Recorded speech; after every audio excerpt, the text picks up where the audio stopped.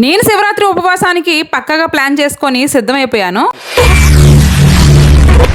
అందరికీ ముందుగా శివరాత్రి శుభాకాంక్షలు. ఎంతమంది ఈరోజు ఫాస్టింగ్ ఉంటున్నారు? నాలాంటి ఫుడీస్ ఫాస్టింగ్ ఉండడం అంటే చిన్నప్పుడు బుక్స్ లో కోతి ఉపవాసం అనే ఒక స్టోరీ ఉండేది. సేమ్ అందులో ఉన్న కోతే గుర్తొస్తుంది నాకు. మీరు ఎంతమందికి ఆ స్టోరీ తెలుసు? ఓన్లీ 90s కిడ్స్ కే ఈ స్టోరీ తెలుస్తుంది. నార్మల్ డేస్ కంటే ఉపవాసం రోజుల్లో టైం కంటే ముందే పొట్టకాలి అయిపోద్ది. పేగులైతే గోవు కేకలు పెడుతుంటాయి. ఎప్పుడు వచ్చే వాటికంటే ఎక్కువగా పక్కింట్లో నుంచి వాసనలు వస్తుంటాయి. స్విగ్గీ నుంచి నోటిఫికేషన్స్ వస్తుంటాయి. ఆకలిగా ఉన్నావా, ఏమైనా తింటావా అని. మార్నింగ్ లేచి ఇల్లు క్లీన్ చేసుకొని ఇంట్లో దీపం పెట్టుకొని శివయ్య దగ్గరికి వెళ్ళిపోయాం. బానే ఉన్నాము. అప్పటి నుంచి స్టార్ట్ అయ్యాయి. ఇంకా ఫోన్ చూద్దాం మర్చిపోదాం అంటే ఫోన్ లో కూడా ఫుడ్ రీల్సే. ఈ రెస్టారెంట్ లో ఫుడ్ బాగుంటది, ఈ వంట ఎలా చేసుకుంటే బాగుంటది, లేదా ఒకటి ఫుడ్ ని ఎంజాయ్ చేస్తూ తింటూ ఒక రీల్ కనిపిస్తుంది. నాకు అర్థం కాదు, మనం ఉపవాసం అని వీటన్నిటికి ఎలా తెలుస్తుంది? దేవుడు పరీక్ష లేకపోతే సోషల్ మీడియా చూస్తే శిక్ష? 12 అవుతుంది, ఇంకా పట్టలేక పవడిగా నీళ్ళు తాగిసా. కూర్చుంటే నిద్ర వస్తుంది, నడిస్తే నీరసం వస్తుంది, కాలు కదలట్లేదు, మెదడు మాట వినట్లేదు. అప్పుడే బుజ్జి కాఫీ బుజ్జిగా భలే అనిపించి బొదలేసి ఇప్పుడు సాయంకాలం వరకు నన్ను ఎవ్వడం ఆపలేడు. కాఫీలు టీలు ఇచ్చినంత ఎనర్జీ ఏది ఇవ్వవు. ఇది ఇచ్చిన ఎనర్జీతో సాయంకాలం వరకు బతికేస్తాను. ఇంత ఎక్స్ట్రా చేసుకుంటూ నీకు ఉపవాసం అవసరమా అంటారేమో. ఇంకొంతమంది ఉపవాసం అంటే దేవుడు దగ్గరగా ఉండడం, ఫుడ్ మానేయడం కాదు అంటారు. ఏమో చిన్నప్పటి నుంచి మా అమ్మ శివరాత్రి అంటే ఉపవాసం ఉండాల్సిందే అని మెంటల్ గా ఫిక్స్ చేసింది. ఇంకా చిన్నపిల్లలతో ఇంట్లో పనులు అన్ని చేసుకుంటూ ఉపవాసాలు చేయాలంటే ఆ మాత్రం అప్పుడప్పుడు పడాల్సిందే, లేదంటే మనం పడిపోతాం కిందన. ఆ ఫ్రూట్స్ అంటారా, వీక్ సరిపడా ఫ్రూట్స్ వీక్ లో 1 డే తెచ్చుకుంటాము. సండే కాబట్టి అవన్నీ తెచ్చుకున్నాము. ఇంకా మిగిలిన రోజంతా నా పరిస్థితి ఏంటో మీ ఓకే వదిలేస్తున్నాను.